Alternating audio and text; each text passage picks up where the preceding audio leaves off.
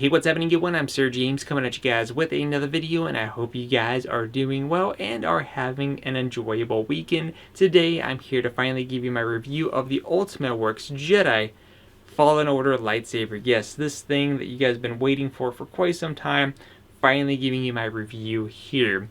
I do want to apologize ahead of time for a couple things. I tried to get this review out on Friday.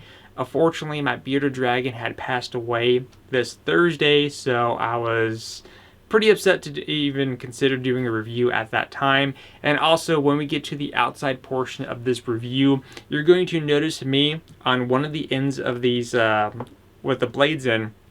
I kept pushing the blade back in because, unfortunately, I should have thought about this ahead of time. I just wasn't thinking straight. That I had misplaced the tool to tighten the blade retention screws. So that's not the fault of the product, that's just the fault of the user, aka me. So with that out of the way, let's go ahead and get into it. So this thing was ordered way back in, I believe, February of this year, and I got it about a month ago. So yes, I've had it for this long, maybe a month and a half, give or take. And when this thing arrived, I was actually pretty stoked about this. It did come in two separate little boxes. Half of the portion of the hilt came in one box, while the other portion came in another. Now, the really cool thing about the Ultimate Works Fallen Order saber is that they're kind of releasing like different things to go with it. So, for example, this one is already in its straight up process of a double-bladed lightsaber, but maybe you want to change it. Well, they did already release, it might be sold out already, but I'll put a link to the product down below, is that they've had already released one little expansion for this where you could actually change it from its double-bladed form to the single-bladed option, of course, with the damaged end. And I know they're also going to have plans on releasing another style of the hilt. So you'll have obviously the one that you guys are familiar with, but another alternative saber to connect on the other side. Unfortunately, none of which had the option for the quick release option, which would be really cool if they actually end up doing one of those. But it's really cool that we're kind of getting different customization options to go with this, which I think Ultimate Works is doing a fantastic job. So let me go ahead and give you guys a closer look. And again, I didn't do anything out of the box. It's basically as is, so I've done no weathering to this whatsoever. And by the way, I did order this as a pre-kit. Now, for those of you who don't know exactly what is a pre-kit lightsaber from Ultimate Works, basically what a pre-kit is that if you already have a Ultimate Works lightsaber collection, you can go ahead and save quite a bit of money by buying a lightsaber that's a pre-kit.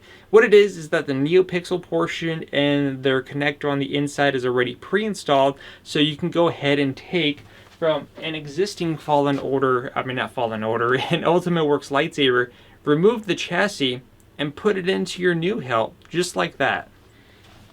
Which is really, really cool. So it's kind of a nice way to build a lightsaber collection and without having to spend hundreds of dollars each and every time, which is a nice option. So you can go ahead and switch between the Asteria board or the Profi, which, by the way, I have the Profis in here when we get to the ignition portion. Other than that, the saber actually feels really good in the hands. There's two different buttons, of course, located here on the hilt. The first one is going to be the larger one here, while the smaller one is going to be located just on the opposite end.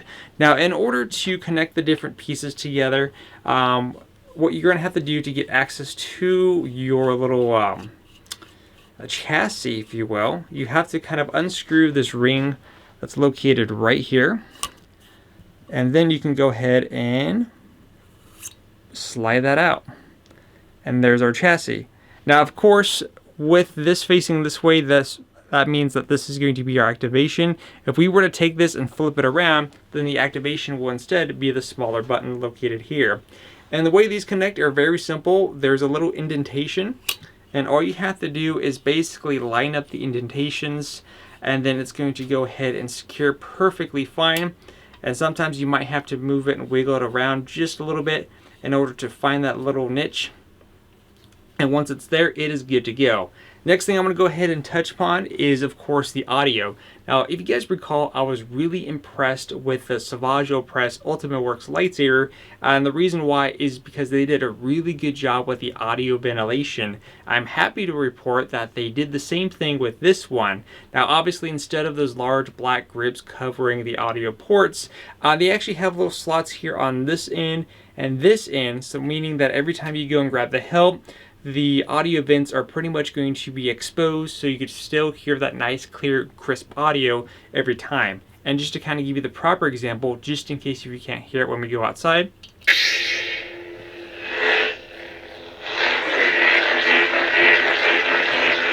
As you can see, I'm gripping it in the middle, but the audio is still crisp, still clear.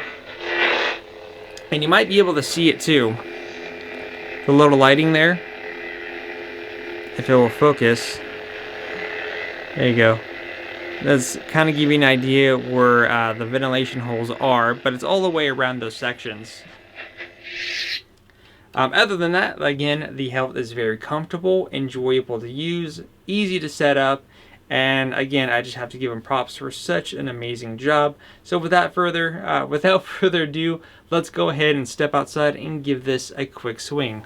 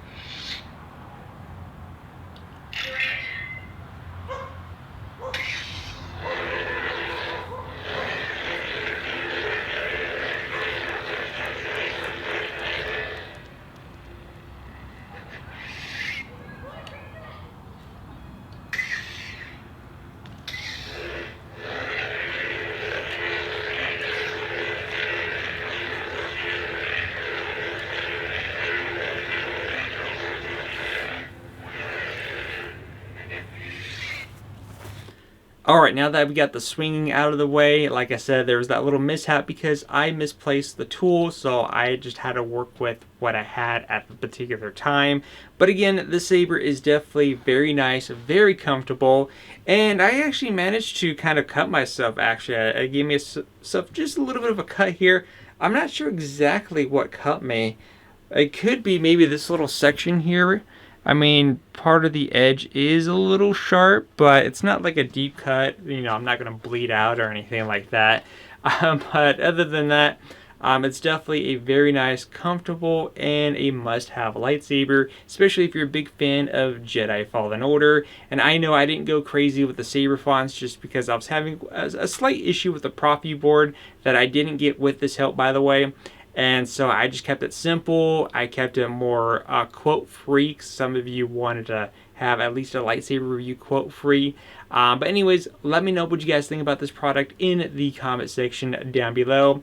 If it's available, I'll have links to the page down there, and same thing for the accessories for it. Until then, I'll see you guys on the next product review, and always remember, may the Force be with you.